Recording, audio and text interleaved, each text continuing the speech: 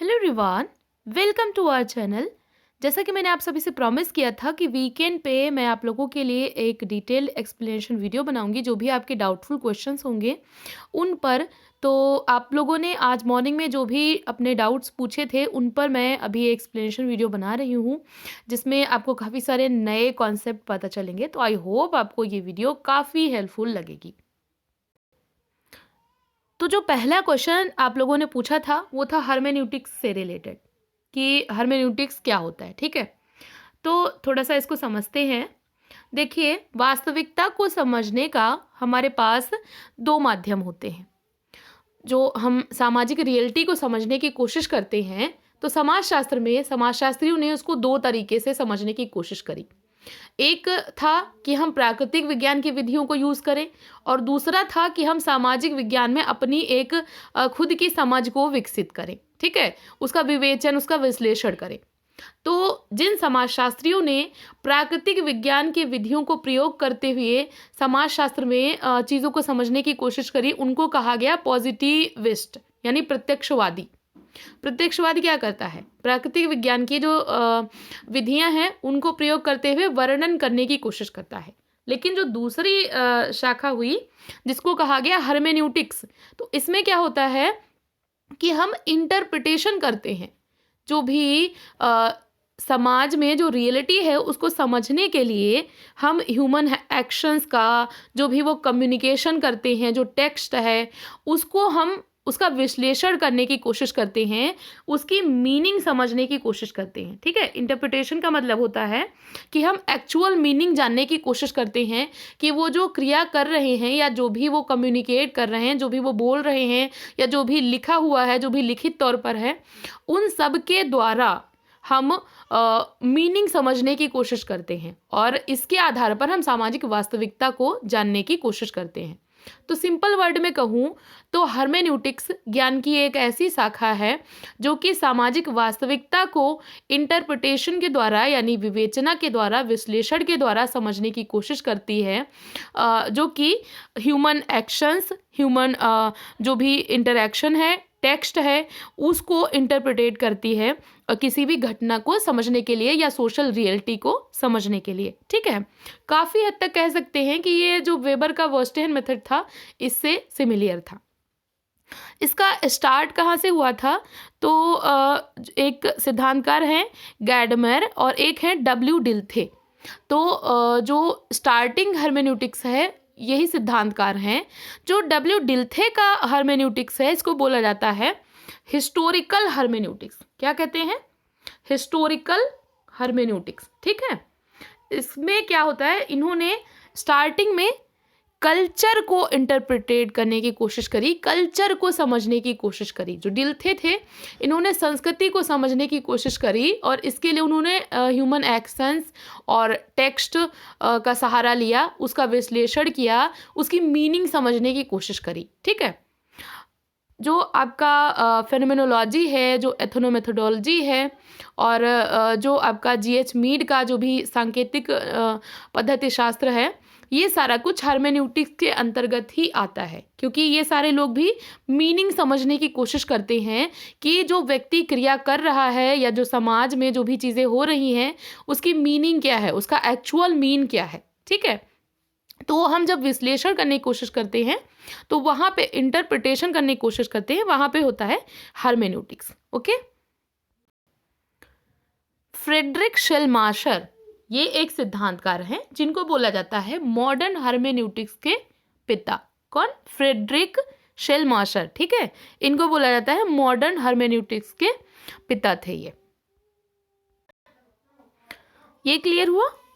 तो अब दूसरा क्वेश्चन देखते हैं, जो कि है हर्मेन्यूटिक्स सर्कल या साइकिल, यानी व्याख्यात्मक चक्र। ये क्या होता है? ठीक है, तो इसका आंसर आपको पता ही चल गया होगा, बट इसको कॉन्सेप्ट को थोड़ा सा समझ लेते हैं। ये कॉन्सेप्ट दिया था मार्टिन हेडेगर ने। किसने दिया था? मार्टिन हेडेगर ने। इसका राइट आंसर तो सेकेंड ऑप्शन है, बट इसको थोड़ा सा समझ लेते हैं। व्याख्यात्मक चक्र ये क्या होता है? तो इसको स्टार्टिंग में यूज़ किया गया था, व्याख्यात्मक चक्र या हर्मेन्यूटिक सर्कल, इसको स्टार्टिंग में यूज़ किया गया था ऑगस्टाइन हिप्पो के द्वारा। ठीक है, उन्होंने किसी भी टेक्स्ट को समझने पर बल दिया था कि उसकी मीनिंग कैसे आती है। तो सिंपली इन्होंने यूज़ किया था जो धार्मिक ग्रंथ हैं एज लाइक बाइबल, ठीक है, उसके संदर्भ में कि उसका जो होल मीनिंग है और जो उसका पार्ट मीनिंग है वो एक दूसरे के साथ में एक सर्कल के जैसे संबंधित है, अलग नहीं है, एक दूसरे के साथ में सर्कल के जैसे संबंधित है। ठीक है, तो इसको इन्होंने यूज़ किया था बाइबलिकल परिप्रेक्ष्य में। फिर उसके बाद आपके आते हैं फ्रेडरिक सेलमाशर। इन्होंने इसको समझने पे बल दिया था टेक्स्ट मीनिंग के संदर्भ में कि जो टेक्स्ट का मीनिंग है वो कैसे निकलता है। तो इन्होंने कहा कि जो होल सेंटेंस है और जो पार्ट है ये दोनों मिल करके टेक्स्ट का संपूर्ण मीनिंग निकालते हैं। मतलब पूरा सेंटेंस और उसका एक एक पार्ट ये एक सर्कल के जैसे कार्य करता है। ठीक है, ये एक चक्र बनता है और फिर जो मीनिंग है वो निकल करके आती है। तो इन्होंने टेक्स्ट मीनिंग के संदर्भ में इसको यूज़ किया था। उसके बाद जो मार्टिन हेडेगर हैं, इन्होंने इसको सामाजिक वास्तविकता के संदर्भ में प्रयोग किया। मार्टिन हेडेगर इन्होंने किस संदर्भ में यूज़ किया? तो इन्होंने यूज़ किया कि जो सोशल रियलिटी है इसके संदर्भ में प्रयोग किया कि सोशल रियलिटी कैसे बनती है। तो मार्टिन हेडेगर ने कहा कि एक तरफ सोशल मतलब यानी होल वर्ल्ड है, ठीक है, और दूसरे साइड में है इंडिविजुअल के एक्शन या इंडिविजुअल यानी पार्ट, और ये इंडिविजुअल क्रिया करता है तो ये वर्ल्ड बनता है और ये वर्ल्ड के प्रभाव में आकर के ये इंडिविजुअल क्रिया करता है। तो ये एक सर्कल का कार्य करता है, यानी सोशल रियलिटी होल यानी पूरा वर्ल्ड और पार्ट यानी इंडिविजुअल के आपस में जो रिलेशन है उससे बनती है। तो इन शॉर्ट अगर हम कहें तो हर्मेन्यूटिक सर्कल का मतलब हुआ कि होल और पार्ट यानी संपूर्ण और उसका एक भाग, ये दोनों मिल करके पूरी मीनिंग को बनाते हैं, जो भी एक्चुअल रियलिटी होती है, जो एक्चुअल मीनिंग होती है। ठीक है, तो ये हो गया हर्मेन्यूटिक सर्कल। अगला क्वेश्चन आप लोगों का था एपिस्टेमोलॉजी यानी ज्ञान मीमांसा। इससे संबंधित कई सारे आप लोगों के क्वेश्चन थे, तो मैंने सोचा ये कॉन्सेप्ट ही पहले मैं क्लियर कर देती हूँ। तो एपिस्टेमोलॉजी क्या होता है, ज्ञान मीमांसा क्या होती है? तो ज्ञान मीमांसा एक ऐसी शाखा है जो कि ये समझने पे बल देती है कि जो ज्ञान है वो कहाँ से आया, उसका उद्भव कहाँ से है, उसकी प्रकृति कैसी है।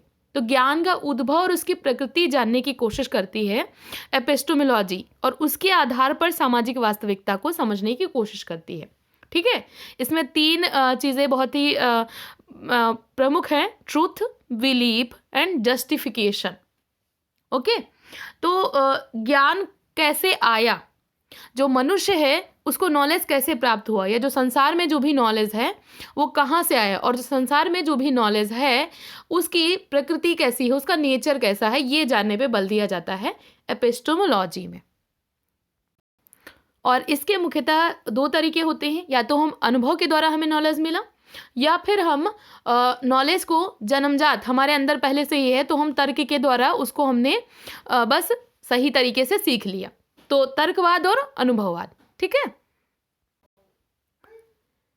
देन एपिस्टेमोलॉजी से ही संबंधित नेक्स्ट क्वेश्चन है टैबुला रासा, जो कि यूज़ किया था जॉन लॉक ने। इन्होंने कहा था कि जो नॉलेज है ये हमें अनुभव से प्राप्त होता है, क्योंकि स्टार्टिंग में जो मानव मस्तिष्क होता है वो बिल्कुल ब्लैंक होता है, उसे कुछ नहीं पता होता है। जब बच्चा जन्म लेता है तो उसको कुछ नहीं आता है, उसका जो मस्तिष्क है वो बिल्कुल ब्लैंक होता है। फिर धीरे धीरे जैसे वो समाज में इंटरेक्शन करता है वैसे वैसे वो चीज़ों को सीखता जाता है। तो जो नॉलेज है वो हमें अनुभव से प्राप्त होता है। तो इसको सिंपली कह सकते हैं टैबुला रासा एक ऐसी अवस्था है जहाँ पर कोई भी पदार्थ या किसी वस्तु को बिल्कुल हम एज ए ब्लैंक देखें, उसकी जो वास्तविक स्थिति है, उसकी जो नेचुरल अवस्था है, हम उसमें उसको देखें, और जब तक कि उसको कोई बाहरी तरीके से उसको चेंज ना कर दिया जाए, वो अपनी नेचुरल अवस्था में ही रहे। तो जो मानव मस्तिष्क है, उसकी जो नेचुरल अवस्था है वो ब्लैंक होती है, उसमें पहले से कुछ नहीं होता है। जब वो अनुभव के द्वारा ही नॉलेज को प्राप्त करता है, तब वो नॉलेजेबल बनता है। ठीक है, तो टेबुलर रासा का मतलब है कि किसी भी पदार्थ की वास्तविक अवस्था, उसकी नेचुरल अवस्था, जब तक कि कोई बाहरी शक्ति उसको चेंज ना कर दे, उसको कुछ भी बदल ना दे, तो एक तरीके की जो ब्लैंक सिचुएशन होती है उसको बोलते हैं टेबुलर रासा। ठीक है, तो ये था आज का वीडियो। इसके बाद कुछ और क्वेश्चंस थे जो आप लोगों ने पूछे थे, उनका भी एक्सप्लेनेशन मैं आप लोगों को, उसका भी वीडियो प्रोवाइड करा दूंगी। तब तक के लिए इसको देखिए और समझिए, क्योंकि बहुत ही इंपॉर्टेंट कॉन्सेप्ट हैं। अगर इनको आप डिटेल में समझना चाहते हैं तो आप इग्नू का रिसर्च मेथोडोलॉजी जो भी है उसको पढ़ सकते हैं। इसके अलावा आप गूगल पे भी काफ़ी सारी चीज़ें अवेलेबल हैं, तो वो आप वहाँ से पढ़ सकते हैं। तो ऐसे ही पढ़ते रहिए, अपने गोल की तरफ आगे बढ़ते रहिए। वीडियो देखने के लिए थैंक यू सो मच।